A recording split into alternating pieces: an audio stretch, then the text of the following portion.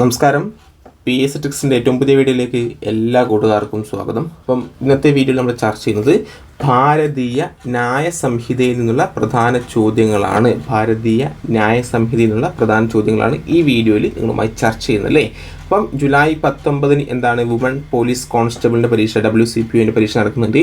July 26 എന്താണ് CPO അല്ലേ, CPO പരീക്ഷ, പോലീസ് കോൺസ്റ്റബിൾ ട്രെയിനി പരീക്ഷകൾക്ക് പ്രതീക്ഷിക്കാവുന്ന ചോദ്യങ്ങളാണ്. നമ്മൾ ഭാരതീയ ന്യായ സംഹിതയാണ് നമുക്ക് എല്ലാവർക്കും ടെൻഷൻ അല്ലേ. പോക്സ് നമ്മൾ ഓൾറെഡി പഠിച്ചിട്ടുണ്ടാവും. അതുപോലെ തന്നെ കേരള പോലീസ് ആക്ട്, അതുപോലെ തന്നെ ഇൻഫർമേഷൻ ആക്ട്, IT ആക്ട്, അതൊക്കെ നമുക്ക് വളരെ സിമ്പിളായിട്ട് മാർക്ക് നേടാൻ വേണ്ടി പറ്റുന്ന ഒരു ടോപ്പിക്സാണ്. നമ്മൾ ഓൾറെഡി പഠിച്ചതും ആണ്. ഓക്കെ, അപ്പം ഭാരതീയ ന്യായ സംഹിതയാണ് കുറേ പഠിക്കാനുള്ളത്. എവിടെ നിന്നാണ് ചോദ്യം വരുന്നത് നമുക്ക് കൺഫ്യൂഷനാണ് അല്ലേ. നമ്മൾ ആ ഒരു ടെൻഷനിലായിരിക്കും ഉദ്യോഗാർത്ഥികളുള്ളത്. ഓക്കെ, അപ്പോൾ നമുക്ക് ഭാരതീയ ന്യായ സംഹിതയിൽ നിന്ന് PS ചോദിക്കാൻ ചാൻസ് ഉള്ള ഏറ്റവും പ്രധാനപ്പെട്ട കുറച്ച് ചോദ്യങ്ങൾ നമുക്ക് എന്താക്കാം ഇവിടെ ഈ വീഡിയോയിൽ ചർച്ച ചെയ്യാം. അപ്പോൾ നമ്മൾ ചാനൽ ആദ്യമായിട്ട് കാണുന്ന കൂട്ടുകാർ എന്ത് ചെയ്യണം, നമ്മുടെ ചാനൽ സബ്സ്ക്രൈബ് ചെയ്യുക. അതുപോലെ കൃത്യമായിട്ട് ക്ലാസ് ഈ പോയിന്റ്സ് ഒക്കെ ഫോളോ ചെയ്യുക. അത്രയും കൃത്യമായിട്ടാണ് അഡീഷണൽ പോയിന്റ്സും കൂടി ഇതിൽ ഉൾപ്പെട്ടിട്ടുണ്ട്. ഒന്നാമത്തെ ചോദ്യം ഇതാണ്. നിങ്ങളെ അഭിപ്രായങ്ങൾ ഈ വീഡിയോയുടെ താഴെ കമൻറ്റ് ചെയ്യാൻ മറക്കരുത്. അതുപോലെ പോക്സോ ആക്റ്റും IT ആക്റ്റും അതുപോലെ തന്നെ വിവരാവകാശ നിയമവും, ഇൻഫർമേഷൻ ആക്ട്, വിവരാവകാശം, കേരള പോലീസ് ആക്ട്, അതിൻ്റെയൊക്കെ ഇതേപോലുള്ള വീഡിയോസ് ആവശ്യമെങ്കിൽ നിങ്ങൾ കമൻറ്റ് ചെയ്യുക. ഇഷ്ടപ്പെട്ടെങ്കിൽ ലൈക്ക് ചെയ്യാൻ മറക്കരുത്. ഓക്കെ അല്ലേ. അപ്പോൾ നമുക്ക് ഭാരതീയ ന്യായ സംഹിത അല്ലേ, നമ്മൾ പറഞ്ഞു നമ്മൾ ഭാരതീയ ന്യായ സംഹിതയിൽ ഏറ്റവും പ്രധാനപ്പെട്ട പോയിന്റ്സാണ് ഈ വീഡിയോയിൽ നമ്മൾ ചർച്ച ചെയ്യുന്നത് എന്ന് പറഞ്ഞു. അപ്പം ആദ്യം തന്നെ BNSൻ്റെ പൂർണ്ണ രൂപം എന്താണ്? ഭാരതീയ ന്യായ സംഹിത എന്നാണ് അല്ലേ. BNS ഭാരതീയ ന്യായ സംഹിത എന്നാണ് BNSൻ്റെ പൂർണ്ണ രൂപം, ഭാരതീയ ന്യായ സംഹിത. ഓക്കെ അല്ലേ. യെസ്. ഇനി BNS നിലവിൽ വന്ന തീയതി എപ്പോഴാണ്? 2024 ജൂലൈ 1 അല്ലേ. 2024 BNS 2024 ജൂലൈ 1 നിലവിൽ വന്നത്. ഓക്കെ അല്ലേ. ഇനി ഏത് ക്രിമിനൽ നിയമത്തിന് പകരമായാണ് BNS നിലവിൽ വന്നത്? ഭാരതീയ ന്യായ സംഹിത നിലവിൽ വന്നത് IPCക്ക് പകരമായിട്ടാണ് അല്ലേ. ഇന്ത്യൻ പീനൽ കോഡ് IPCക്ക് പകരമായിട്ടാണ് നമ്മുടെ ഭാരതീയ ന്യായ സംഹിത. ഇതിന് പകരമായിട്ടാണ് IPCക്ക് പകരമായിട്ട് എന്ത് വന്നു? BNS നിലവിൽ വന്നു. ഓക്കെ അല്ലേ. ഇവിടെ ഏറ്റവും ഇമ്പോർട്ടൻ്റ് ആയ കുറച്ച് പോയിന്റ്സ് നമ്മൾ ചർച്ച ചെയ്യാം. നമ്മൾ പഠിച്ചു IPCക്ക് പകരമായിട്ടാണ് എന്ത് നിലവിൽ വന്നത്? നമ്മുടെ BNS ഭാരതീയ ന്യായ സംഹിത നിലവിൽ വന്നത് നമ്മൾ പഠിച്ചു അല്ലേ. അപ്പോൾ നമ്മൾ IPC എപ്പോഴാണ് നിലവിൽ വന്നത്? IPC നിലവിൽ വന്നത് 1862 ജനുവരി 1 1862 ജനുവരി 1 IPC നിലവിൽ വന്നത്. ഈ 1862 ജനുവരി 1 നിലവിൽ വന്ന ഇന്ത്യൻ ശിക്ഷാ നിയമം, അതായത് IPCക്ക് പകരമായിട്ട് ഇന്ത്യ ഗവൺമെൻറ് ആവിഷ്കരിച്ച പുതിയ ശിക്ഷാ നിയമമാണ് നമ്മുടെ ഭാരതീയ ന്യായ സംഹിത എന്ന് പറയുന്നത്. മനസ്സിലായോ? അപ്പം 1862 ജനുവരി 1 നിലവിൽ വന്ന ഇന്ത്യൻ ശിക്ഷാ നിയമത്തിന് പകരമായിട്ട് ഇന്ത്യ ഗവൺമെൻറ് ആവിഷ്കരിച്ച പുതിയ ശിക്ഷാ നിയമമാണ് ഭാരതീയ ന്യായ സംഹിത 2023. അങ്ങനെ പഠിക്കണേ, ഭാരതീയ ന്യായ സംഹിത 2023 BNS. ഓക്കെ അല്ലേ. യെസ്. ഇനി ഈ ഭാരതീയ ന്യായ സംഹിത ബില്ല് ആദ്യമായി ലോകസഭയിൽ അവതരിപ്പിച്ചത് എപ്പോഴാണ്? 2023 ഓഗസ്റ്റ് 11 ഭാരതീയ ന്യായ സംഹിത ബില്ല് ലോകസഭയിൽ അവതരിപ്പിച്ചത്. ഓക്കെ അല്ലേ. യെസ്. ഇനി ഈ ആഭ്യന്തര സ്റ്റാൻഡിംഗ് കമ്മിറ്റി ബില്ല് എന്താണ്? ഈ ഭാരതീയ ന്യായ സംഹിത 2023 ഓഗസ്റ്റ് 11 സമർപ്പിച്ച ബില്ലിൽ പരിശോധിച്ച ശേഷം പിൻവലിക്കുകയും ചില ശുപാർശകൾ കൂടി ഉൾപ്പെടുത്തുകയും ചെയ്തു. പിൻവലിക്കുകയും ചില ശുപാർശകൾ കൂടി, ചില മാറ്റങ്ങൾ വരുത്തണം എന്ന് പറയുകയും ചെയ്തു അല്ലേ. അതിൻ്റെ അടിസ്ഥാനത്തിൽ അതെന്താക്കി? 2023 ഓഗസ്റ്റ് 11 സമർപ്പിച്ച ഭാരതീയ ന്യായ സംഹിത ബില്ല് പിൻവലിച്ചു. എന്നിട്ടോ 2023 ഡിസംബർ 12 ഇമ്പോർട്ടൻ്റ് ആണ്, ഭാരതീയ ന്യായ സംഹിത ബില്ല് രണ്ടാമത് ലോകസഭ ലോകസഭയിൽ അവതരിപ്പിച്ചത് എപ്പോഴാണെന്ന് PS ചോദിക്കാം. എപ്പോഴാണ്? 2023 ഡിസംബർ 12. ഓക്കെ അല്ലേ? ഈ 2023 ഡിസംബർ 12 ലോകസഭയിൽ അവതരിപ്പിച്ച ഭാരതീയ ന്യായ സംഹിത ബില്ല് 2023 ഡിസംബർ 20 ലോകസഭ പാസാക്കി. 2023 ഡിസംബർ 20 ഭാരതീയ ന്യായ സംഹിത ബിൽ ലോകസഭ പാസാക്കിയത് എപ്പോഴാണെന്ന് PS ചോദിച്ചാൽ പറയണം 2023 ഡിസംബർ 20. ഓക്കെ അല്ലേ? യെസ്. തൊട്ടടുത്ത ദിവസം തന്നെ ആരും പാസാക്കി? നമ്മുടെ രാജ്യസഭ പാസാക്കി അല്ലേ? 2023 ഡിസംബർ 21 ആര് പാസാക്കി? നമ്മുടെ രാജ്യസഭ പാസാക്കി. ലോകസഭ പാസാക്കിയത് ഡിസംബർ 20 രാജ്യസഭ തൊട്ടടുത്ത ദിവസം തന്നെ പാസാക്കി. 2023 ഡിസംബർ 21 രാജ്യസഭ പാസാക്കി. ഓക്കെ അല്ലേ? യെസ്. ഇനി നമ്മുടെ രാഷ്ട്രപതി പ്രസിഡന്റിന് അംഗീകാരം കിട്ടിയത് 2023 ഡിസംബർ 25 2023 ഡിസംബർ 25 ഇനി നമ്മുടെ കേന്ദ്ര ആഭ്യന്തരമന്ത്രി അമിത്ഷായാണ് ലോകസഭയിൽ അവതരിപ്പിച്ചത്. നമ്മുടെ ഭാരതീയ ന്യായ സംഹിത ബില്ല് ലോകസഭയിൽ അവതരിപ്പിച്ച ആരും ചോദിച്ചാൽ പറയണം ആരാണ്? നമ്മുടെ അമിത്ഷായാണ്. ആരാണ് കൂട്ടുകാരെ? അമിത്ഷായാണ്. വളരെ ഇമ്പോർട്ടൻ്റ് ആണ്. നമ്മുടെ ഇതിൽ നിന്നും ഒരു പോയിന്റ് അല്ലെങ്കിൽ ഒരു ചോദ്യം PS ചോദിക്കാൻ ചാൻസ് ഉണ്ട്. ചോദിക്കുന്ന ഒരു ക്വസ്റ്റ്യൻ ഇങ്ങനെയായിരിക്കും: ഭാരതീയ ന്യായ സംഹിത ബില്ല് ലോകസഭ പാസാക്കിയത് എപ്പോഴാണെന്ന് ആയിരിക്കും ചോദിക്കാൻ ചാൻസ്. എപ്പോഴാണ്? 2023 ഡിസംബർ 20. രാജ്യസഭ പാസാക്കിയത് തൊട്ടടുത്ത ദിവസം തന്നെയാണ് അല്ലേ? ഡിസംബർ 21. നമ്മുടെ പ്രസിഡന്റിന്റെ അംഗീകാരം ലഭിച്ചത് നമ്മുടെ ക്രിസ്മസ് ദിനാണ് അല്ലേ? 2023 ഡിസംബർ 25 ഓർത്തു വെക്കുക. ഓക്കെ. യെസ്. അപ്പം ആദ്യമായിട്ട് ലോകസഭയിൽ അവതരിപ്പിച്ചത് 2023 ഓഗസ്റ്റ് 11. ഓക്കെ. ഇത്രയും കാര്യങ്ങൾ മനസ്സിലായോ? യെസ്. ഇനി നമ്മുടെ IPC നിലവിൽ വന്നത് എപ്പോഴാണ് ചോദിച്ചാൽ പറയണം 1862 ജനുവരി 1 അല്ലേ? യെസ്. Next question. ഇവിടെ ചാൻസ് ഉള്ള മറ്റൊരു ക്വസ്റ്റ്യൻ ആണ്. നമ്മുടെ IPCയിൽ ആകെ വകുപ്പുകൾ BNS അല്ലേ? ഭാരതീയ ന്യായ സംഹിത അതുപോലെ തന്നെ IPC ഇതിലെ നമ്മൾ എന്താണ് ആകെ വകുപ്പുകൾ എത്രയാണ് ചോദിച്ചാൽ പറയണം. വകുപ്പുകൾ 358 വകുപ്പുകളാണ് BNSലുള്ളത്. IPCയിൽ 511 വകുപ്പുകളാണ് ഉണ്ടായിരുന്നത്. ഓക്കെ. അപ്പം 358 BNSലെ വകുപ്പുകൾ എത്രയാണ്? 358. ഇനി ആകെ അധ്യായങ്ങൾ BNSൽ എത്രയാണ് കൂട്ടുകാരെ? 20 അധ്യായങ്ങളാണ്. IPCയിൽ എത്ര അധ്യായങ്ങൾ ഉണ്ടായിരുന്നു കൂട്ടുകാരെ? യെസ്. എത്ര അധ്യായങ്ങൾ ഉണ്ടായിരുന്നു? യെസ്. 23 അധ്യായങ്ങൾ ഉണ്ടായിരുന്നു. എങ്കിൽ നിലവിൽ എത്രയാണ്? 20 അധ്യായങ്ങൾ മാത്രമേ ഉണ്ടാക്കിയിട്ടുള്ളൂ ഇപ്പോൾ നിലവിലുള്ളൂ. മനസ്സിലായില്ലേ? അപ്പം ഭാരതീയ ന്യായ സംഹിതയിലെ വകുപ്പുകൾ എത്രയാണെന്ന് ചോദിക്കാൻ ചാൻസ് ഉണ്ട്. വകുപ്പുകൾ 358, അധ്യായങ്ങൾ 20. ഭാരതീയ ന്യായ സംഹിതയിലെ വകുപ്പുകൾ ചോദിച്ചാൽ 358, അധ്യായങ്ങൾ എത്രയാണെന്ന് ചോദിച്ചാൽ പറയണം അത് 20. ഓക്കെ അല്ലേ? യെസ്. ഇനി നമുക്കിനി അടുത്ത ക്വസ്റ്റ്യൻ ചർച്ച ചെയ്യാം. ഇനി PS ചോദിക്കുന്നത് ഇങ്ങനെയായിരിക്കും: BNSൽ ഭാരതീയ ന്യായ സംഹിതയിൽ കുട്ടി എന്ന് പറയുന്നത് എത്ര വയസ്സിന് താഴെയുള്ളവരെയാണ് കുട്ടിയായി കണക്കാക്കുന്നത്? ചോദിക്കാൻ ചാൻസ് ഉള്ളതാണ് അല്ലേ? നമ്മൾ PS ചോദിച്ചിട്ടുണ്ട് പോക്സോ നിയമപ്രകാരം എത്ര വയസ്സിന് താഴെയുള്ളവരെയാണ് കുട്ടിയെന്ന് കണക്കാക്കുന്നത്? പോക്സോ നിയമപ്രകാരം 18 വയസ്സിന് താഴെയാണ് എന്താണ് കുട്ടി അല്ലേ? അതുപോലെ തന്നെ BNS പ്രകാരവും 18 വയസ്സിന് താഴെയുള്ള വ്യക്തികളെയാണ് എന്ത് പറയുക? കുട്ടികൾ എന്ന് പറയുന്നത്. എങ്കിൽ ബാലവേല നിരോധന നിയമപ്രകാരം കുട്ടിയെ കണക്കാക്കുന്നത് 14 വയസ്സിന് താഴെയാണ്.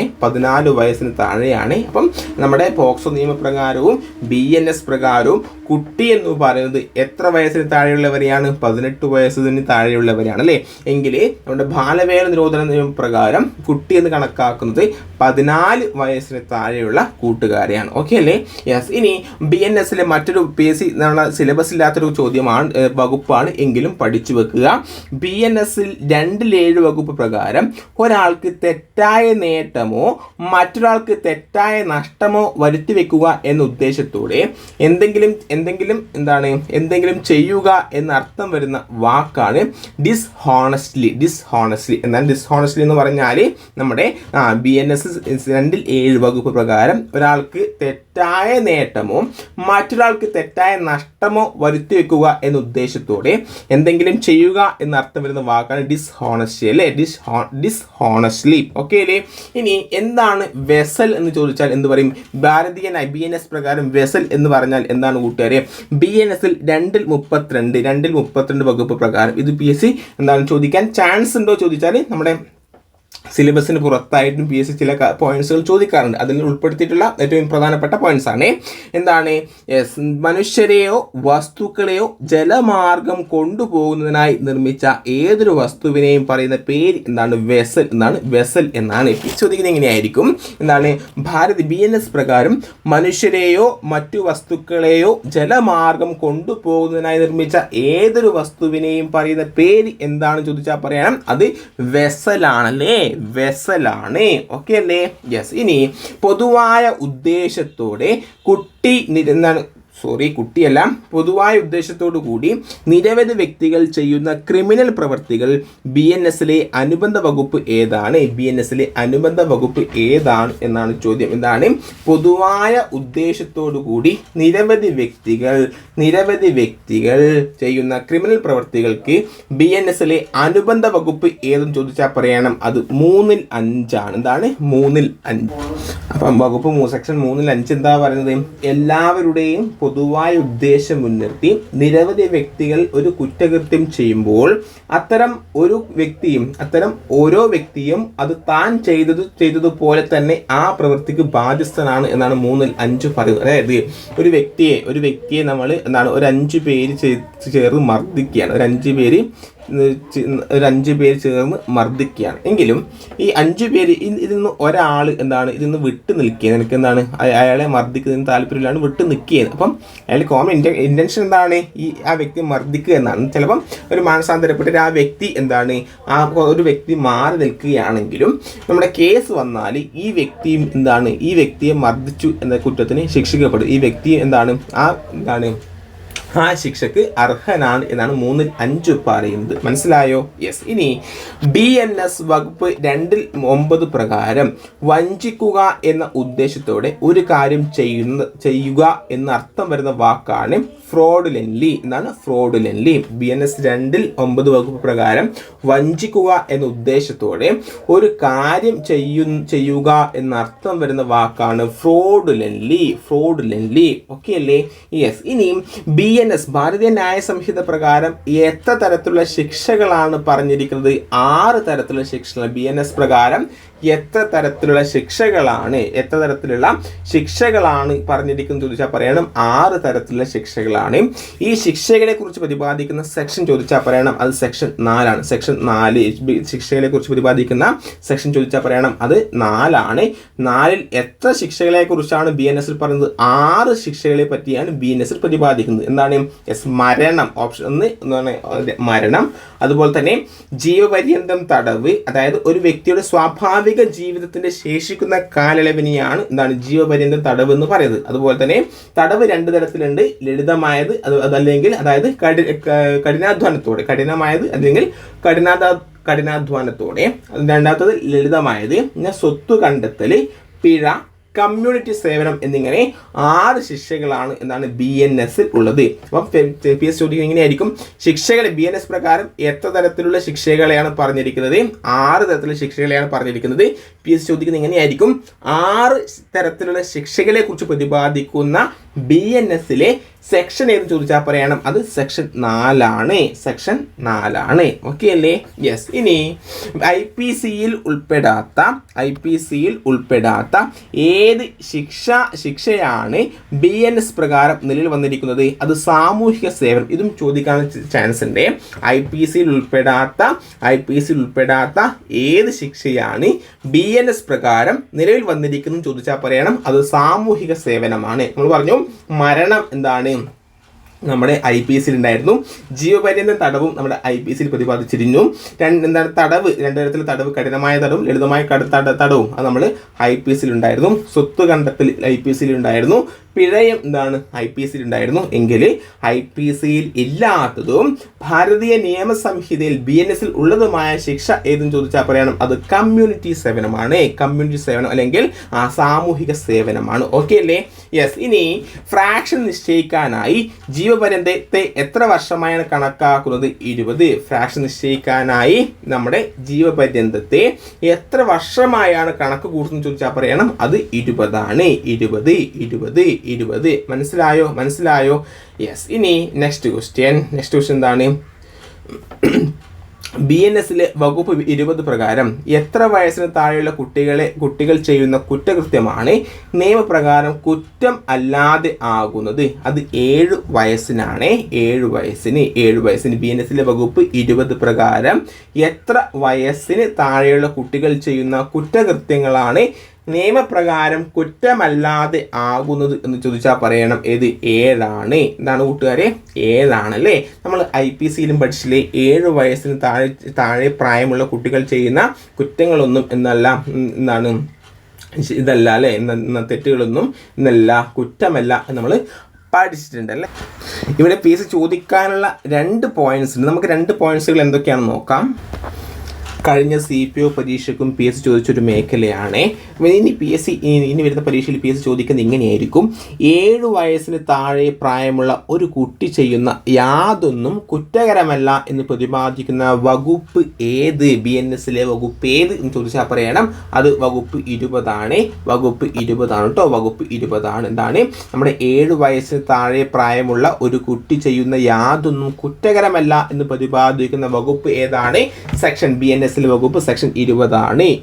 ഇത് ചോദിക്കും, വളരെ ഇമ്പോർട്ടൻ്റ് ആണ്. ചോദിക്കും, 100% ചോദിക്കൂ അല്ലേ. യെസ്. ഇനി ചോദിക്കുന്നത് ചിലപ്പം ഇങ്ങനെയും ചോദിക്കാം. എന്താണ്? 7 വയസ്സിന് മുകളിലും 12 വയസ്സിന് താഴെ പ്രായമുള്ളതുമായ ഒരു കുട്ടിക്ക് താൻ ചെയ്യുന്ന പ്രവൃത്തിയുടെ സ്വഭാവവും അതിൻ്റെ അനന്തരഫലത്തെക്കുറിച്ചും മനസ്സിലാക്കാനും വേണ്ടത്ര ധാരണയും പക്വതയും വന്നിട്ടില്ലെങ്കിൽ ആ കുട്ടി ചെയ്യുന്ന യാതൊന്നും കുറ്റകരമാകുന്നില്ല എന്ന് പറയുന്ന BNSലെ വകുപ്പ് ചോദിച്ചാൽ പറയണം അത് വകുപ്പ് എന്താണ്? 21 ആണ്. എന്താണ്? 7 വയസ്സിനും 12 വയസ്സിനും താഴെ പ്രായമുള്ളതുമായ കുട്ടിക്ക് താൻ ചെയ്യുന്ന പ്രവൃത്തിയുടെ സ്വഭാവവും അതിൻ്റെ അനന്തരഫലത്തെക്കുറിച്ചും മനസ്സിലാക്കാനും വേണ്ടത്ര ധാരണയും പക്വതയും വന്നിട്ടില്ലെങ്കിൽ ആ കുട്ടി ചെയ്യുന്ന യാതൊന്നും കുറ്റകരമാകുന്നില്ല എന്ന് പറയുന്ന വകുപ്പ് 21 ആണ്. ഇത്രയും കാര്യം മനസ്സിലായോ? യെസ്. അപ്പം നമ്മുടെ ചാനൽ ആദ്യമായിട്ട് കാണുന്ന കൂട്ടുകാർ എന്ത് ചെയ്യണം? നമ്മുടെ ചാനൽ സബ്സ്ക്രൈബ് ചെയ്യുക.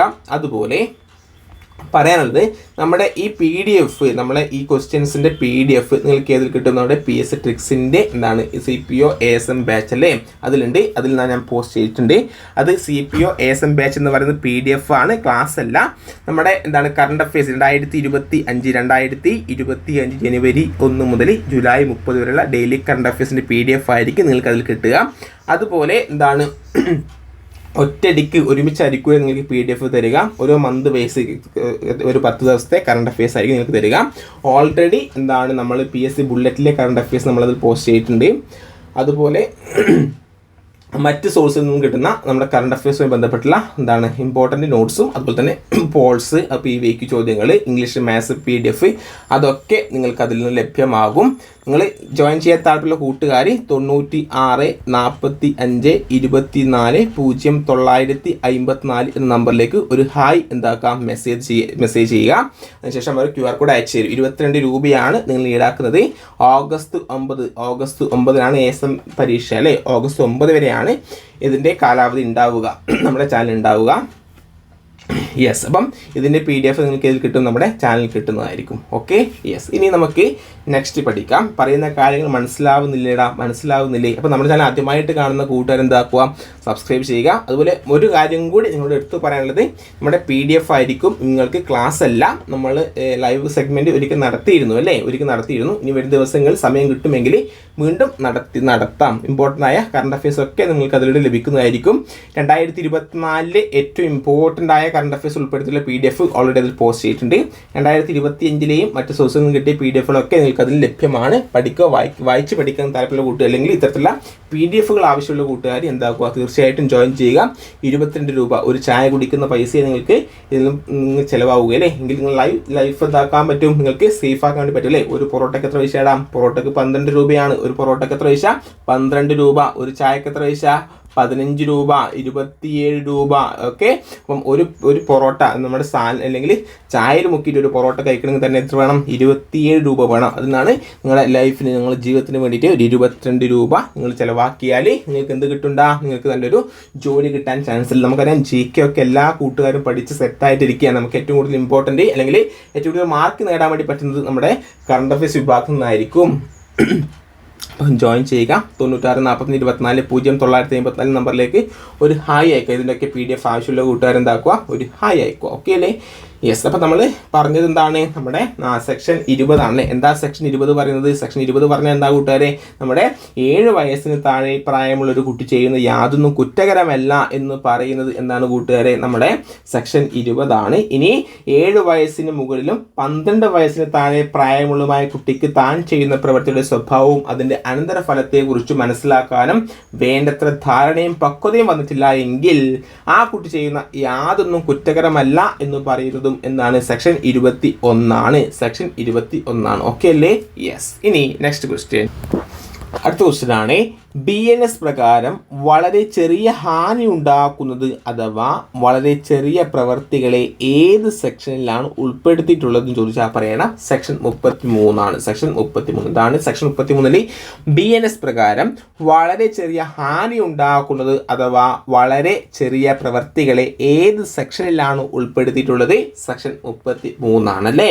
സെക്ഷൻ 33. ഇനി IPCയിലെ വകുപ്പ് 100 അനുസരിച്ച് സ്വയം രക്ഷയ്ക്കായി മറ്റൊരാളുടെ ജീവൻ എടുക്കാം എന്ന് പറയുന്നത് അതിൻ്റെ സമാനമായ BNSലെ വകുപ്പ് ഏതാണ് കൂട്ടുകാരെ? അത് 38 ആണ്. ഏതാണ്? 38 ആണ്. എന്താണ്? IPCയിലെ വകുപ്പ് 100 അനുസരിച്ച് സ്വയം രക്ഷയ്ക്കായി മറ്റൊരാളുടെ ജീവൻ എടുക്കാം എന്ന് പറയുന്ന അതിന് സമാനമായ BNSലെ വകുപ്പ് ഏതാണ് കൂട്ടുകാരെ? അത് വകുപ്പ് 38 ആണ്. 38 ആണ്. ഇനി ഇത് നമ്മുടെ BNSൽ നമ്മുടെ സിലബസിൽ പറയുന്നില്ല എങ്കിലും പഠിച്ചു വെച്ചോ. BNSൽ വകുപ്പ് 45 പ്രകാരം ഒരു വ്യക്തി മറ്റൊരു വ്യക്തിയെ കൊണ്ട് കുറ്റം ചെയ്യാൻ പ്രേരിപ്പിക്കുകയോ സഹായിക്കുകയോ ഗൂഢാലോചനയിൽ പങ്കെടുക്കുകയോ ചെയ്യുന്നതിന് പൊതുവായി പറയുന്ന പേര് എന്താണ്? അത് ദുഷ്പ്രേരണ എന്നാണ്. ദുഷ്പ്രേരണ എന്താണ്? BNSലെ വകുപ്പ് 45 പ്രകാരം ഒരു വ്യക്തി മറ്റൊരു വ്യക്തിയെ കൊണ്ട് കുറ്റം ചെയ്യാൻ പ്രേരിപ്പിക്കുകയോ സഹായിക്കുകയോ ഗൂഢാലോചനയിൽ പങ്കെടുക്കുകയോ ചെയ്യുന്നതിന് പൊതുവായി പറയുന്ന പേര് ദുഷ്പ്രേരണ എന്നാണ്. എന്താണ്? അബറ്റ്മെന്റ് ദുഷ്പ്രേരണ എന്നാണ്. ഓക്കെ അല്ലേ? ഇനി IPC 120Bക്ക് സമാനമായ BNSലെ വകുപ്പ് ഏതെന്ന് ചോദിച്ചാൽ പറയണം. അത് 61(2) ആണ്. 61(2). ഇത് നമ്മുടെ സിലബസിൽ ഇല്ല കേട്ടോ. സിലബസിൽ ഇല്ല എങ്കിലും പഠിച്ചു വെക്കുക. IPC 120Bക്ക് സമാനമായ BNSലെ വകുപ്പ് 61(2) ആണ്. 61(2) ഓക്കെ അല്ലേ? യെസ്. ഇനി നെക്സ്റ്റ് BNSലെ ഏത് വകുപ്പ് അനുസരിച്ചാണ് ചതിയിലൂടെ ലൈംഗിക പ്രവൃത്തിയിൽ ഏർപ്പെടുക എന്ന കുറ്റത്തിനുള്ള ശിക്ഷ പറയുന്നത്? അത് 69 ആണ്. എന്താണ്? 69. എന്താണ് വകുപ്പ് 69 പറയുന്നത്? നമുക്ക് നോക്കാം. വകുപ്പ് 69 ഡീറ്റെയിൽ അത് പഠിക്കാം. അതിന് മുന്നേ നോക്കിക്കോ. BNSൽ ഏത് വകുപ്പ് അനുസരിച്ചാണ് ചതിയിലൂടെ ലൈംഗിക പ്രവൃത്തിയിൽ ഏർപ്പെടുക? Sexual intercourse by employing deceptive means, അതായത് ചതിയിലൂടെ വഞ്ചനാപരമായ മാർഗങ്ങളിലൂടെയോ വിവാഹം കഴിക്കാമെന്ന് വാഗ്ദാനം നൽകിയോ ഒരു സ്ത്രീയുമായി ലൈംഗിക ബന്ധത്തിൽ ഏർപ്പെടുന്ന ഏതൊരു വ്യക്തിക്കും ബലാത്സംഗ കുറ്റത്തിന് തുല്യമല്ലാത്ത അത്തരം ലൈംഗിക ബന്ധത്തിന് 10 വർഷം വരെ തടവും പിഴയും ലഭിക്കും. എന്നാണ് ജാമ്യമില്ലാ കുറ്റമാണ്. എന്നാണ് സെക്ഷൻ 69 എന്താ പറയുന്നത്? സെക്ഷൻ 69 എന്താ ഓർത്തു വെച്ചോ. വഞ്ചനാപരമായ മാർഗങ്ങളിലൂടെയോ വിവാഹം കഴിക്കാമെന്ന് വാഗ്ദാനം നൽകിയോ ഒരു സ്ത്രീയുമായി ലൈംഗിക ബന്ധത്തിൽ ഏർപ്പെടുന്ന ഏതൊരു വ്യക്തിക്കും ബലാത്സംഗ കുറ്റത്തിന് തുല്യമല്ലാത്ത അത്തരം ലൈംഗിക ബന്ധത്തിന് 10 വർഷം വരെ തടവും പിഴയും ലഭിക്കും എന്ന് പറയുന്ന സെക്ഷൻ ഏതാണ്? BNS സെക്ഷൻ 69 ചോദിക്കാൻ ചാൻസ് ഉണ്ട്. ഇതെന്താണ്? ജാമ്യമില്ലാ കുറ്റമാണ്. ഇപ്പം വഞ്ചനാപരമായ മാർഗങ്ങളിലൂടെയോ വിവാഹം കഴിക്കാമെന്ന് വാഗ്ദാനം നൽകിയോ ഒരു സ്ത്രീയുമായി ലൈംഗിക ബന്ധത്തിൽ ഏർപ്പെടുന്ന ഏതൊരു വ്യക്തിക്കും ബലാത്സംഗ കുറ്റത്തിന് തുല്യമല്ലാത്ത അത്തരം ലൈംഗിക ബന്ധത്തിന്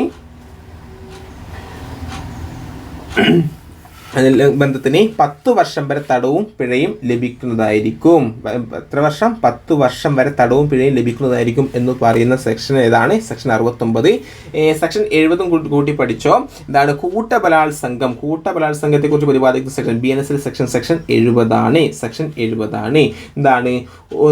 ഒന്നോ അതിൽ കൂടുതലോ വ്യക്തികൾ ചേർന്ന് ഒരു സ്ത്രീയെ ബലാത്സംഗം ചെയ്താൽ ആ വ്യക്തികളിൽ ഓരോരുത്തരും ബലാത്സംഗ കുറ്റം ചെയ്തതായി കണക്കാക്കുകയും 20 വർഷത്തിൽ കുറയാത്തതും ജീവപര്യന്തം വരെ ആകാവുന്നതുമായ തടവും പിഴയും ലഭിക്കും എന്ന് പറയുന്ന സെക്ഷൻ 70 ആണ്. ഒന്നോ അതിൽ അധികമോ വ്യക്തികൾ ചേർന്ന് ഒരു സ്ത്രീയെ ബലാത്സംഗം ചെയ്താൽ ആ വ്യക്തികൾ ഓരോരുത്തരും ബലാത്സംഗ കുറ്റം ചെയ്തതായി കണക്കാക്കുകയും 20 വർഷത്തിൽ കുറയാത്തതും ജീവപര്യന്തം വരെ ആവുന്നതുമായ തടവും പിഴയും ലഭിക്കും എന്ന് പറയുന്ന സെക്ഷൻ ഏതാണ്? സെക്ഷൻ 70. കൂട്ടബലാത്സംഗത്തെ കുറിച്ച് പ്രതിപാദിക്കുന്ന സെക്ഷൻ 70. ഇനി വഞ്ചനാപരമായ മാർഗങ്ങൾ ഉപയോഗിച്ചുള്ള ലൈംഗിക ബന്ധത്തെക്കുറിച്ച് പ്രതിപാദിക്കുന്ന സെക്ഷൻ ഏതാണ്? സെക്ഷൻ 69. അങ്ങനെ വഞ്ചനാപരമായി ലൈംഗിക ബന്ധത്തിൽ ഏർപ്പെട്ടാൽ 10 വർഷം വരെ തടവും പിഴയും ലഭിക്കുന്നതായിരിക്കും എന്ന് പറയുന്ന സെക്ഷൻ 69. ഇനി കൂട്ടബലാത്സംഗത്തിന് ഇരയാക്കിയാലോ ആ വ്യക്തികൾക്ക് ഓരോരുത്തരും ബലാത്സംഗം ചെയ്തതായി കണക്കാക്കുകയും 20 വർഷത്തിൽ കുറയാത്തതും ജീവപര്യന്തം വരെ ആകാവുന്നതുമായ തടവും പിഴയും ലഭിക്കും. ഇനി ആ പിഴ എന്താണ്? ഇരയുടെ ചികിത്സാ ചെലവുകൾക്കും പുനരധിവാസത്തിനും വേണ്ടിയിട്ട് വഹിക്കുന്നതായിരിക്കും അല്ലേ? അത്തരം പിഴ എന്താണ്? ആ പിഴ ആ കൂട്ടബലാത്സംഗത്തിന് ഇരയാക്കിയവരിൽ നിന്നും ആ ക്രിമിനൽസിൽ നിന്നും ഈടാക്കിയ പൈസ തുക എന്താണ്? ആ ഇരക്ക് നൽകുക അല്ലേ? ഇനി 18 വയസ്സിന് താഴെയുള്ള ഒരു സ്ത്രീയെ ഒന്നോ അതിലധികമോ വ്യക്തികൾ ചേർന്ന് ബലാത്സംഗം ചെയ്താൽ ആ വ്യക്തികൾ ഓരോരുത്തരും ബലാത്സംഗ കുറ്റം ചെയ്തതായി കണക്കാക്കുകയും ജീവപര്യന്തം തടവും, അതായത് ആ വ്യക്തിയുടെ സ്വാഭാവിക ജീവിതത്തിന്റെ ശേഷിക്കുന്ന കാലം എന്താണ്? തടവും ഇനി പിഴ ശിക്ഷയും ലഭിക്കും. ഇനി 18 വയസ്സിന് താഴെയുള്ള കൂട്ടുകാർ നമ്മുടെ ഒരു സ്ത്രീയാണെങ്കിൽ 18 വയസ്സിന് മുകളിലുള്ള ഒരു സ്ത്രീയാണ് കൂട്ടബലാത്സംഗം ചെയ്യുകയെങ്കിൽ എന്താണ്? 20 വർഷത്തിൽ കുറയാത്തതും ജീവപര്യന്തം വരെ ആകാവുന്നതുമായ തടവും പിഴയും ലഭിക്കും. ചിലപ്പോൾ 20 വർഷത്തിൽ കൂടുതൽ അല്ലെങ്കിൽ ജീവപര്യന്തം. ഇനിയോ 18 വയസ്സിന് താഴെയുള്ള ഒരു സ്ത്രീയാണ് കൂട്ടബലാത്സംഗം ചെയ്യുന്നതെങ്കിൽ തീർച്ചയായിട്ടും എന്താണ്? ജീവപര്യന്ത തടവ്, അതായത് ആ വ്യക്തിയുടെ സ്വാഭാവിക ജീവിതത്തിന്റെ ശേഷിക്കുന്ന കാലം മൊത്തം എന്താണ്? തടവ് ശിക്ഷ അനുഭവിക്കേണ്ടി വരും. കൂടാതെ പിഴ ശിക്ഷയും എന്താണ്? ലഭിക്കുന്നതായിരിക്കും എന്ന് പറയുന്നത് സെക്ഷൻ 20 ആണ്. BNS സെക്ഷൻ 20 ആണ്. BNS സെക്ഷൻ 20 അല്ല 70 ആണ്. സോറി എഴുത്തുകയാണ് 70 ആണ്. മനസ്സിലാവുന്നില്ലേ? യെസ്. അപ്പോൾ ഇതിൻ്റെയൊക്കെ PDF എവിടെ കിട്ടും? നമ്മുടെ ചാനലിൽ കിട്ടും. നമ്മുടെ 96 45 24 0954 എന്ന നമ്പറിലേക്ക് എന്തിടാ? ഒരു ഹായ് അയക്കുക. അതിനുശേഷം QR കോഡ് നിങ്ങൾക്ക് അയച്ചു തരും. എല്ലാ കൂട്ടുകാരും വിളിക്കാതെ ശ്രമിക്കുക കേട്ടോ. അതുകൊണ്ട് വാട്സപ്പിൽ മെസ്സേജ് മാത്രം അയക്കുക. ഒരിക്കലും കോള് ചെയ്യാതെ നിൽക്കുക. അതൊരു റിക്വസ്റ്റ് ആയിട്ട് കരുതുക. ഓക്കെ അല്ലേ? ഇനി നമുക്ക് നെക്സ്റ്റ് ക്വസ്റ്റ്യനിലേക്ക് പോകാം. അടുത്ത വളരെ ഇമ്പോർട്ടൻ്റ് ആണ് സ്റ്റോക്കിംഗ്. നമ്മൾ PSC ചോദിക്കാറുള്ള സ്റ്റോക്കിംഗ്. ഏതെങ്കിലും ഒരു പുരുഷൻ ഒരു സ്ത്രീയെ നിരന്തരമായി പിന്തുടരുകയോ നിരന്തരമായി ബന്ധപ്പെടാൻ ശ്രമിക്കുകയോ ചെയ്താൽ ആ കുറ്റത്തിന് പറയുന്ന പേര് എന്താണ്? അത് സ്റ്റോക്കിംഗ് അല്ലേ? സ്റ്റോക്കിംഗ് എന്താണ്? ഏതെങ്കിലും ഒരു പുരുഷൻ ആ സ്ത്രീയെ പിന്തുടരുകയും ബന്ധപ്പെടുകയും അല്ലെങ്കിൽ ആ സ്ത്രീക്ക് താല്പര്യമില്ലെന്ന് വ്യക്തമായ സൂചന ലഭിച്ചിട്ടും ആവർത്തിച്ച് വ്യക്തിപരമായ ഇടപെടൽ വളർത്താൻ ശ്രമിക്കുകയും ചെയ്യുന്നതിനെ സ്റ്റോക്കിംഗ് എന്ന് പറയുന്നു. സ്റ്റോക്കിങ്ങുമായി ബന്ധപ്പെട്ടുള്ള സെക്ഷൻ ഏതാണ് കൂട്ടുകാരെ? സ്റ്റോക്കിങ്ങുമായി ബന്ധപ്പെട്ടുള്ള സെക്ഷൻ BNS സെക്ഷൻ ചോദിച്ചാൽ പറയണം. അത് 78 ആണ്. എത്രയാണ്? 78. എന്താണ് സ്റ്റോക്കിംഗ്? നമുക്ക് കൃത്യമായിട്ട് പഠിക്കാം. സ്റ്റോക്കിംഗ് എന്താണെന്ന് പറഞ്ഞാൽ ഏതൊരു പുരുഷനും ഒരു സ്ത്രീയെ പിന്തുടരുകയും ബന്ധപ്പെടുകയും അല്ലെങ്കിൽ ആ സ്ത്രീക്ക് താല്പര്യമില്ലെന്ന് വ്യക്തമായ സൂചന ലഭിച്ചിട്ടും ആവർത്തിച്ച് വ്യക്തിപരമായ ഇടപെടൽ വളർത്താൻ ശ്രമിക്കുകയും ചെയ്യുന്നു.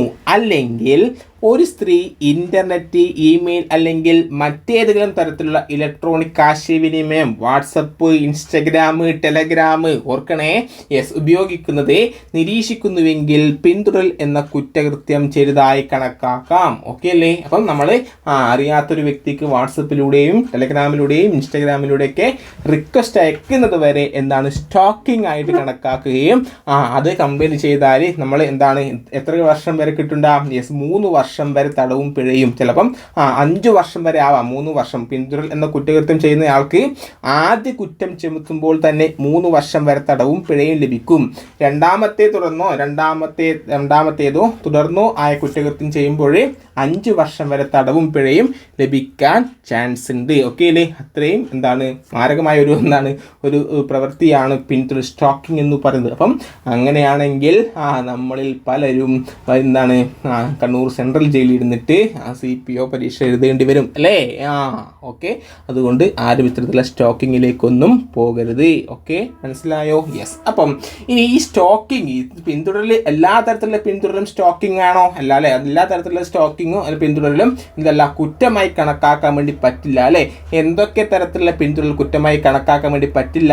ഒരു കുറ്റകൃത്യം തെളിയിക്കാനോ തടയാനോ വേണ്ടി സ്റ്റേറ്റിനാൽ അധികാരപ്പെടുന്ന ആൾ ഒരു സ്ത്രീയെ പിന്തുടർന്നാൽ അല്ലെങ്കിൽ പിന്തുടർന്ന് എന്തെങ്കിലും നിയമപ്രകാരമോ നിയമത്തിന് കീഴിലോ ഒരു വ്യക്തിയിൽ മേൽ ചുമത്തിയിട്ടുള്ള വ്യവസ്ഥയോ ആവശ്യകതകളോ ചാലിക്കുന്നതിലേക്കോ ആകുന്ന സാഹചര്യങ്ങൾ അല്ലെങ്കിൽ ചില പ്രത്യേക സാഹചര്യങ്ങൾ അങ്ങനെയുള്ള പെരുമാറ്റ ന്യായവും നീതിയുക്തമാണെങ്കിൽ അങ്ങനെയുള്ള പെരുമാറ്റം സ്റ്റോക്കിംഗ് എന്ന കുറ്റകൃത്യമാകുന്നില്ല. അപ്പം നമ്മുടെ എന്തെങ്കിലും തെളിയിക്കാനോ അല്ലെങ്കിൽ സംസ്ഥാന സർക്കാർ അല്ലെങ്കിൽ കേന്ദ്ര സർക്കാർ എന്തെങ്കിലും ന്യായമായ കാര്യങ്ങൾക്ക് വേണ്ടി നിയമിക്കുന്ന ഒരു ഉദ്യോഗസ്ഥനാണ് ഇത്തരത്തിലൊരു സ്ത്രീയെ പിന്തുടരുന്നത്. അവരിൽ നിന്നും വിവരങ്ങൾ കളക്ട് ചെയ്യാൻ വേണ്ടി നല്ല ഉദ്ദേശത്തോടെയാണ് പിന്തുടരുന്നത് എങ്കിൽ എന്താണ് അത്തരത്തിലുള്ള പിന്തുടരൽ എന്നെല്ലാം സ്റ്റോക്കിംഗ് ആയിട്ട് കണക്കാക്കൂല എന്നാണ് പറഞ്ഞിട്ടുള്ളത്. മനസ്സിലായോ? യെസ്. അപ്പോൾ സ്റ്റോക്കിങ്ങുമായി ബന്ധപ്പെട്ടുള്ള സെക്ഷൻ 70 ഇമ്പോർട്ടൻ്റ് ആണ്. ഇനി പിന്തുടരൽ എന്ന കുറ്റകൃത്യം ചെയ്യുന്നയാൾക്ക് ആദ്യ കുറ്റം ചുമത്തുമ്പോൾ തന്നെ 3 വർഷം വരെ തടവും പിഴയും ലഭിക്കും.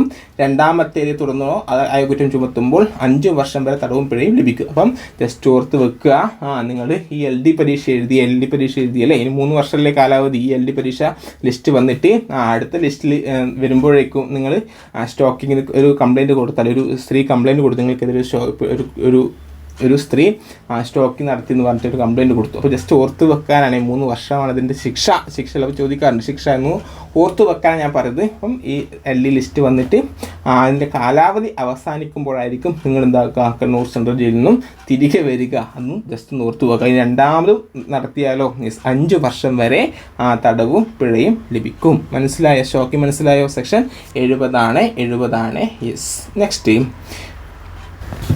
നെക്സ്റ്റ് ക്വസ്റ്റ്യൻ വളരെ ഇമ്പോർട്ടൻ്റ് ആണ്. സ്ത്രീധന മരണം BNSലെ 80-ാം വകുപ്പിലാണ്. 80-ാം വകുപ്പ് സ്ത്രീധന മരണം പ്രതിപാദിക്കുന്ന BNSലെ വകുപ്പ് ഏതാണ്? 80-ാം വകുപ്പ്. ചോദിക്കും 110% ചോദിക്കും. അപ്പം ചോദ്യം ഇതാണ്, BNSലെ 80-ാം വകുപ്പ് സ്ത്രീധന മരണ പ്രകാരം സ്ത്രീകളുടെ മരണം വിവാഹത്തിന് എത്ര വർഷത്തിനുള്ളിലായിരിക്കണം? ഇതും കഴിഞ്ഞ പരീക്ഷയിലും PSC ചോദിച്ചതാണ്. എത്ര വർഷം? 7 വർഷം. കല്യാണം കഴിഞ്ഞ് 7 വർഷത്തിനുള്ളിലാണ് നമ്മുടെ എന്താണ് ആ യുവതി ഭർത്താവിൻ്റെ വീട്ടിൽ മരണപ്പെടുന്നെങ്കിൽ എന്താണ് 7 വർഷം അത് സ്ത്രീധന മരണമായിട്ട് കണക്കാക്കും. അപ്പം അതുമാത്രമല്ല, അതിൻ്റെ റിലേറ്റഡ് പോയിന്റ് നമുക്ക് പഠിക്കാം. അപ്പം എങ്ങനെയാണ് സ്ത്രീധന മരണമായിട്ട് കണക്കാക്കുക? സ്ത്രീധന മരണം സെക്ഷൻ 80 ആണെന്ന് ഓർത്തു വെക്കുക. ഓക്കെ അല്ലേ? അപ്പം സ്ത്രീധന മരണം ഇങ്ങനെയാണ്: ഒരു സ്ത്രീ പൊള്ളലേറ്റോ ശാരീരിക ക്ഷതമേറ്റോ സ്വാഭാവിക സാഹചര്യങ്ങളിലല്ലാതെ വിവാഹം കഴിഞ്ഞ് 7 വർഷത്തിനുള്ളിൽ മരണപ്പെടുകയും മരണത്തിന് തൊട്ടു മുമ്പ് ഭർത്താവോ ഭർത്താവിൻ്റെ ബന്ധുക്കളോ സ്ത്രീധനവുമായി ബന്ധപ്പെട്ടോ ആ സ്ത്രീയെ പീഡനത്തിന് വിധേയമാക്കിയിരുന്നെന്ന്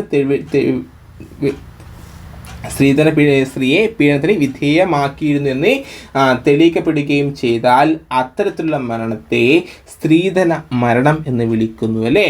മരണപ്പെട്ട സ്ത്രീയുടെ ഭർത്താവിനെയോ അല്ലെങ്കിൽ ഭർത്താവിൻ്റെ ബന്ധുക്കളെയോ ആ സ്ത്രീ മരിക്കുന്നതിന് കാരണമായി കണക്കാക്കുന്നു.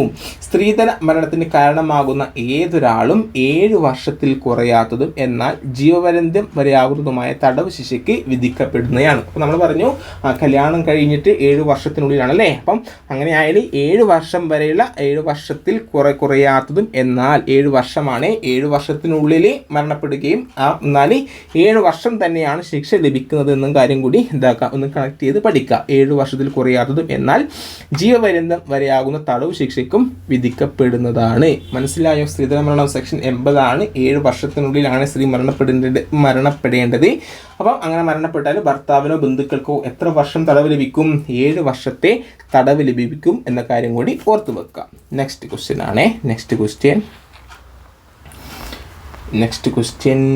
Question yes. IPC 299 വകുപ്പിന് അനുസൃതമായ BNSലെ 100-ാം വകുപ്പിൽ നിർവചിച്ചിരിക്കുന്ന കുറ്റകൃത്യം ഏതാണ്? IPCയിലെ BNSലെ 100-ാമത്തെ വകുപ്പിൽ നിർവചിച്ചിരിക്കുന്ന 100-ാമത്തത് എന്താണ്? കുറ്റകരമായ നരഹത്യ അല്ലെ, ശിക്ഷാർഹമായ നരഹത്യ അല്ലെങ്കിൽ കൾപ്പബിൾ ഹോമിസൈഡ് ശിക്ഷാർഹമായ നരഹത്യ എന്നാണ് 100 പറയുന്നത്. ശിക്ഷാർഹമായ നരഹത്യ. എന്താണ് ശിക്ഷാർഹമായ നരഹത്യ എന്ന് പറഞ്ഞാൽ?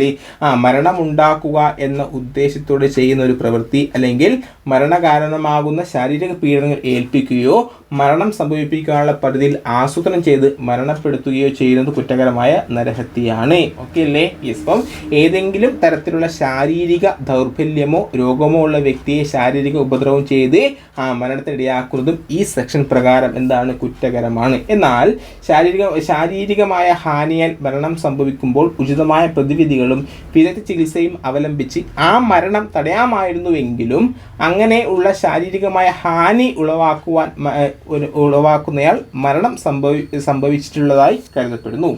മാതാവിൻ്റെ ഗർഭപാത്രത്തിലുള്ള ഒരു ശിശുവിൻ്റെ മരണം സംഭവിക്കുന്നത് നരഹത്യയല്ല. എന്നാൽ ജീവനുള്ള ഒരു ശിശുവിൻ്റെ മരണം സംഭവിക്കുന്നത്, അതായത് ആ ശിശുവിൻ്റെ ഏതെങ്കിലും ഭാഗം പിറന്നിട്ടുണ്ടെങ്കിലോ ആ ശിശു ശ്വാസോച്ഛ്വാസം ചെയ്യുകയോ പൂർണ്ണമായും ജനിക്കുകയോ ചെയ്തിട്ടില്ലെങ്കിലും കുറ്റകരമായ നരഹത്യയായി കണക്കാക്കുന്നു. അപ്പം നമ്മുടെ മാതാവിൻ്റെ കുട്ടിയുടെ ശരീരം മാതാവിൽ നിന്നും പുറത്ത് ഏതെങ്കിലും ഒരു ഭാഗം പുറത്ത് വന്നിട്ടുണ്ടെങ്കിൽ പോലും പറഞ്ഞിട്ടാണ് മരണപ്പെടുന്നതെങ്കിൽ എന്താണ്? അത് കുറ്റകരമായ നരഹത്യയായി കണക്കാക്കുന്നു. കുറ്റകരമായ നരഹത്യയെക്കുറിച്ച് പ്രതിപാദിക്കുന്ന BNSലെ സെക്ഷൻ 100 എന്ന കാര്യം കൂടി ഓർത്തു വെക്കാം. ഓക്കെ അല്ലേ? ഇനി BNSലെ ഏത് വകുപ്പാണ് കൊലപാതകത്തെ നിർവചിക്കുന്നത് ചോദിച്ചാൽ പറയണം. എന്താണ്? യെസ്, 101. കൊലപാതകം ഏത് വകുപ്പിലാണ് കൊലപാതകത്തെ നിർവചിക്കുന്നത്? മർഡർ 101 അല്ലേ. ഒരു വ്യക്തിയെ ശാരീരികമായോ മാനസികമായോ പീഡിപ്പിക്കുകയും മറ്റേതെങ്കിലും തരത്തിൽ ആ വ്യക്തിക്ക് ജീവഹാനി സംഭവിക്കത്തക്ക വിധം പരിക്കുകൾ ഉണ്ടാക്കുന്ന പ്രവൃത്തി ചെയ്യുകയും ആ വ്യക്തിയെ മരണത്തിലോട്ട് നയിക്കുകയും ചെയ്യുന്ന ഏതൊരു കുറ്റവും എന്താണ്? കൊലപാതകമായിട്ട് കണക്കാക്കാം അല്ലേ. കൊലപാതകമായിട്ട് കണക്കാക്കുന്നു. അപ്പം ഏത് വകുപ്പിലാണ് കൊലപാതകത്തെ കുറിച്ച് നിർവചിക്കുന്നത്? കൊലപാതകം 101. അത്രയാണ് 101. ഇനിയോ കുറ്റകരമായ നരഹത്യ 100. ഓക്കെ അല്ലേ? യെസ്. ഇനി BNSൽ ഏത് വകുപ്പിലാണ് സംഘടിതമായ കുറ്റകൃത്യ സംഘത്തെ നിർവചിക്കുന്നത് എന്നാണ്? BNSലെ ഏത് വകുപ്പിലാണ് സംഘടിതമായ കുറ്റകൃത്യം നിർവചിക്കുന്നു ചോദിച്ചാൽ പറയണം.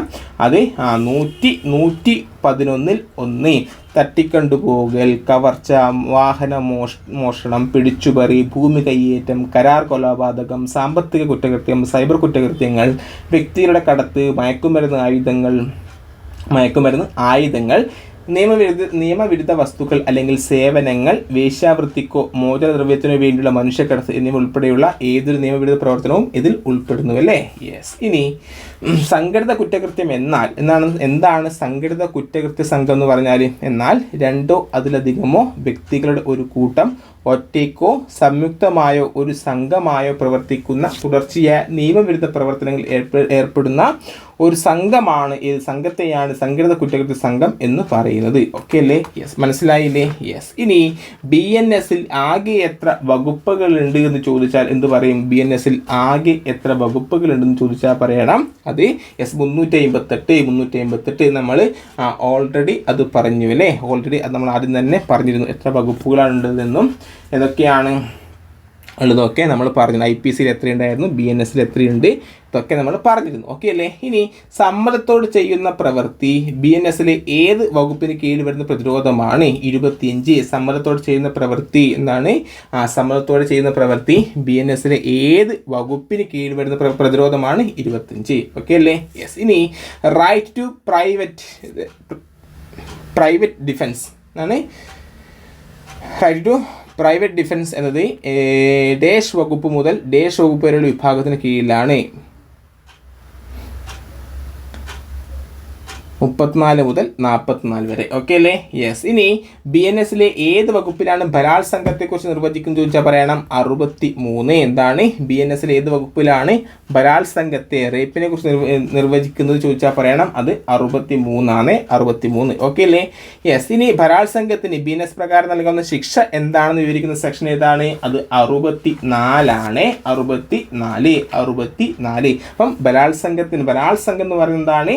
യെസ്, എന്താണ്? 63. ബലാത്സംഗത്തെക്കുറിച്ച് ഏത് വകുപ്പിലാണ് ബലാത്സംഗത്തെക്കുറിച്ച് നിർവചിക്കുന്നത്? 63. ബലാത്സംഗത്തിന് BNS പ്രകാരം നൽകാവുന്ന ശിക്ഷ എന്താണെന്ന് വിവരിക്കുന്ന സെക്ഷനാണ് 64.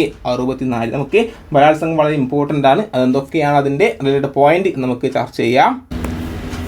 നമ്മൾ പറഞ്ഞു ബലാത്സംഗവുമായി ബന്ധപ്പെട്ടുള്ള സെക്ഷൻ ഏതാണ്? റേപ്പ്. ബലാത്സംഗ റേപ്പ് 63 ആണല്ലേ? 63. ഇനി നമ്മളെ ഏതാണ് ശിക്ഷ? ബലാത്സംഗത്തിലെ ശിക്ഷ 64. അപ്പം ഒരു ബലാത്സംഗം എന്ന് പറയുന്നത് എന്താണ്? ബലാത്സംഗമായി കണക്കുകൂട്ടുന്നത് എന്തൊക്കെയാണ്? ഒരു സ്ത്രീയുടെ യോനിയിലേക്കോ വായിലേക്കോ മൂത്രനാളിയിലേക്കോ മലദ്വാരത്തിലേക്കോ ഏതെങ്കിലും അളവിൽ തൻ്റെ ലിംഗം തുളച്ചു കയറുകയോ അയാളുമായോ മറ്റാരെങ്കിലുമായോ അവളെ അങ്ങനെ ചെയ്യാൻ നിർബന്ധിക്കുകയോ ചെയ്താൽ, അല്ലെങ്കിൽ ലിംഗമല്ലാത്ത ഏതെങ്കിലും വസ്തുവിനെയോ ശരീരഭാഗത്തെയോ ഒരു സ്ത്രീയുടെ യോനിയിലേക്കോ മൂത്രനാളിയിലേക്കോ മലദ്വാരത്തിലേക്കോ ഏതെങ്കിലും വിധത്തിൽ കയറ്റുകയും അയാളുമായോ മറ്റാരെങ്കിലുമായോ അങ്ങനെ ചെയ്യാൻ പ്രേരിപ്പിക്കുകയോ ചെയ്താൽ, അല്ലെങ്കിൽ ഒരു സ്ത്രീയുടെ യോനിയിലേക്കോ മൂത്രനാളിയിലേക്കോ മലദ്വാരത്തിലേക്കോ അല്ലെങ്കിൽ അത്തരം സ്ത്രീയുടെ ശരീരഭാഗങ്ങളിലേക്കോ തുളച്ചു കയറാൻ ഇടയാക്കുന്ന തരത്തിൽ അവരുടെ ശരീരത്തിൽ ഏതെങ്കിലും ഭാഗത്തെ കൃത്രിമമായി കൈകാര്യം ചെയ്യുന്നു, അല്ലെങ്കിൽ അയാളോടോ മറ്റേതെങ്കിലും വ്യക്തിയോടോ ഇങ്ങനെ ചെയ്താൽ പ്രേരിപ്പിക്കുകയോ ചെയ്താൽ, അല്ലെങ്കിൽ ഒരു സ്ത്രീയുടെ യോനിയിലേക്കോ മലദ്വാരത്തിലേക്കോ മൂത്രനാളിയിലേക്കോ തൻ്റെ വായക്കോ അല്ലെങ്കിൽ അവനോടോ മറ്റേതെങ്കിലും വ്യക്തിയോടോ അങ്ങനെ ചെയ്താൽ അവളെ നിർബന്ധിക്കുന്നു. ഇനി താഴെ പറയുന്ന ഏതെങ്കിലും ഒന്നിൽ വരുന്ന സാഹചര്യങ്ങളിൽ അവരുടെ ഇഷ്ടത്തിന് വിരുദ്ധമായി അവരുടെ സമ്മതമില്ലാതെ അവളെയോ അവൾക്ക് താല്പര്യമുള്ള മറ്റേതെങ്കിലും വ്യക്തിയെയോ മരണഭീതിയിലോ ഉപദ്രവത്തിലോ ആക്കും എന്ന് പറഞ്ഞ് അവളുടെ സമ്മതം നേടിയിരിക്കുമ്പോൾ ഉഭയസമ്മതപ്രകാരം ഭാവി വിവാഹം കഴിക്കും എന്ന് വാഗ്ദാനം ചെയ്തുള്ള പ്രവൃത്തി മനസ്സിൻ്റെ അസ്വസ്ഥതയായോ ലഹരിയായോ കാരണം, അല്ലെങ്കിൽ അയാൾ നേരിട്ടോ മറ്റേതെങ്കിലും വിധത്തിലോ മയക്കമോ അനാരോഗ്യകരമായോ ആയ ഏതെങ്കിലും വസ്തു നൽകിയതിനാൽ അവൾ സമ്മതം നൽകുന്നതിൻ്റെ സ്വഭാവവും അനന്തരഫലങ്ങളും മനസ്സിലാക്കാൻ കഴിയാത്തപ്പോൾ, അത്തരം സമ്മതം നൽകുന്ന സമയത്ത് അവൾക്ക് സമ്മതം അറിയിക്കാൻ കഴിയാത്തപ്പോൾ, അവളുടെ സമ്മതത്തോടെ അല്ലാതെയോ അവൾക്ക് 18 വയസ്സിന് താഴെയായിരിക്കുമ്പോൾ ഒരു മെഡിക്കൽ നടപടിക്കോ ഇടപെടലും ബലാത്സംഗമായി കണക്കാക്കണമില്ല. ഒരു മെഡിക്കൽ നടപടിക്രമമോ ഇതൊക്കെ പറഞ്ഞാൽ ഇത്തരത്തിലാണ് ബലാത്സംഗമായി കണക്കാക്കുന്നത്. എന്നാൽ ഒരു മെഡിക്കൽ നടപടിക്രമമോ ഇടപെടലോ ബലാത്സംഗമായി കണക്കാക്കപ്പെടുന്നില്ല അല്ലേ? 18 വയസ്സിന് താഴെയല്ലാത്ത ഭാര്യയുമായുള്ള പുരുഷന് ലൈംഗിക ബന്ധമോ ലൈംഗിക പ്രവൃത്തിയോ ബലാത്സംഗമല്ല. 18 വയസ്സിന് താഴെയല്ലാത്ത ഭാര്യയുമായുള്ള പുരുഷൻ്റെ ലൈംഗിക ബന്ധമോ ലൈംഗിക പ്രവൃത്തിയോ ബലാത്സംഗമായി കണക്കാക്കുന്നില്ല. ഇനി 18 വയസ്സിന് താഴെയുള്ള ഒരു സ്ത്രീയായിട്ടാണ് ഇത്തരത്തിലുള്ള ലൈംഗിക ബന്ധത്തിൽ ഏർപ്പെടുന്നതെങ്കിൽ അതെന്താണ്? ബലാത്സംഗമായി കണക്കാക്കുന്നു. ഇനി ബലാത്സംഗത്തിന് ശിക്ഷ എന്താണ്? ഉപവകുപ്പ് 2 വ്യവസ്ഥിച്ചിട്ടുള്ള കേസുകൾ ഒഴികെ ആരെങ്കിലും ബലാത്സംഗം ചെയ്താൽ 10 വർഷത്തിൽ കുറയാത്തതും ജീവപര്യന്തം വരെ ആയേക്കാവുന്ന കഠിനമായ തടവും പിഴയും ലഭിക്കും. ഇനി ശിക്ഷയ്ക്ക് വിധേയമാകുന്നത് ഒരു പോലീസ് ഉദ്യോഗസ്ഥനായിരിക്കുമ്പോൾ ബലാത്സംഗം ചെയ്യുന്നത്, അതാണ് ഉപവകുപ്പ് പറയുന്നത്. ഒരു പൊതുപ്രവർത്തകനായിരിക്കുമ്പോൾ അത്തരം പൊതുപ്രവർത്തകൻ്റെ കസ്റ്റഡിയിലോ അല്ലെങ്കിൽ അത്തരം പൊതുപ്രവർത്തകൻ്റെ കീഴിലുള്ള ഒരു പൊതുപ്രവർത്തകൻ്റെ കസ്റ്റഡിയിലൊരു സ്ത്രീയെ ബലാത്സംഗം ചെയ്യുന്നത്, കേന്ദ്ര സംസ്ഥാന സർക്കാർ ഒരു പ്രദേശത്ത് വിന്യസിച്ചിരിക്കുന്ന സായുധ സേനയിലെ അംഗം ബലാത്സംഗം ചെയ്യുന്നത്, ജയിലുകളിലോ റിമാൻഡ് ഹോമിലോ ഉള്ള ഏതെങ്കിലും തടവുകാരെ ബലാത്സംഗം ചെയ്യുന്നത്, ഒരു ആശുപത്രിയിലെ മാനേജ്മെൻറ്റിലെയോ ജീവനക്കാരെയോ ആയിരിക്കുമ്പോൾ ആശുപത്രി സ്ത്രീയെ ബലാത്സംഗം ചെയ്യുന്നത്, ഇതൊക്കെയാണ് ഉപവകുപ്പിൽ വരുന്നത്. ഇത്രയും ചോദ്യങ്ങളാണ് നമ്മുടെ ഈ വീഡിയോയിൽ നിങ്ങളുമായി ചർച്ച ചെയ്യുന്നത്. ഇതിൻ്റെ ബാക്കി ഭാഗം നമുക്കിന്ന് ഈവനിങ് തന്നെ അപ്ലോഡ് ചെയ്യുന്നതായിരിക്കും. കൃത്യമായിട്ട് പഠിക്കുക. നമ്മൾ പറഞ്ഞതിൻ്റെ PDF നമ്മുടെ ടെലഗ്രാം ചാനൽ ലഭിക്കും. ഓക്കെ, അപ്പം കൃത്യമായിട്ട് ഫോളോ ചെയ്യുക. അടുത്ത വീഡിയോ കാണാം. Bye, see U.